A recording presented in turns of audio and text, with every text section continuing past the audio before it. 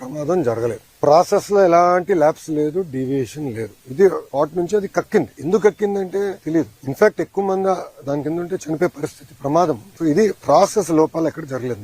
Number 2, లోపల కార్మికులు కూడా కలిసారు. వాళ్ళు కూడా నేను సమాధానం చెప్పాను. ఏమన్నానంటే ఇతర ఫ్యాక్టరీలు, ఇదే టెక్నాలజీ, దీనికన్నా వెనకబడిన టెక్నాలజీలు ఉన్న ఫ్యాక్టరీలు ఉన్నాయి. అదే టైంలో వచ్చినాయి 4-5 స్టీల్ ఫ్యాక్టరీలు భారతదేశానికి. రష్యన్ టెక్నాలజీతో ఏర్పడిన factory, one of the best technology. In fact Hyderabad లో కట్టిన ఇల్లు, ఉండవల్లో, ఇప్పుడు అమరావతిలో మేము కట్టే 2 ఇల్లు కూడా విశాఖ స్టీల్ వాడే కడుతున్నాం. ఎందుకంటే క్వాలిటీ బాగుంటుంది, స్ట్రెంత్ బాగుంటుంది, టెక్నాలజీ మంచిదని అందరం బలంగా నమ్ముతూ టెస్ట్ కూడా చూపిస్తుంది. సో అక్కడ ఎంతమంది ఉన్నారు, ఇక్కడ ఎంతమంది ఉన్నారు, కమిటీ మొత్తం క్షుణ్ణంగా పరిశీలిస్తుంది. చేసి తగిన చర్యలు మేము తీసుకుంటాం. ఇది ఇంకోసారి జరగకూడదంటే అది ఎందుకు కక్కిందనే తెలుసుకోవాలి. కింద ప్రాసెస్ లోపాలు జరిగితే మీరు అనేది కరెక్ట్, కానీ ఇక్కడ ప్రాసెస్ లోపం జరగదు. కెమికల్ రియాక్షన్ అంతా ముందల స్టేజ్ లో జరిగిపోతుంది. ఫైనల్ మెటల్ వచ్చి ఇక్కడ నుంచి ఒక క్యూబ్ గా తయారయ్యి రన్నింగ్ ప్రాసెస్ జరుగుతుంది. దాని తర్వాత ఇంకా మిగతా ప్రొడక్ట్స్ తయారవుతాయి. సో ఇక్కడ ఎలాంటి కంటామినేషన్ జరిగేదానికి, కెమికల్ ప్రాసెస్ లో తప్పు జరిగేదానికి లేదు. కానీ ఎందుకు జరిగింది, ఎలా జరిగింది, ఏమైంది అనేది తెలుసుకోవాల్సిన అవసరం అందరు. అక్కడ పనిచేసిన కార్మికులకు తెలియదు. ఎందుకంటే 30 సంవత్సరాల నుంచి అక్కడనే పనిచేసిన వాళ్ళు అన్నారు, సార్ మొదటిసారి జరుగుతుంది.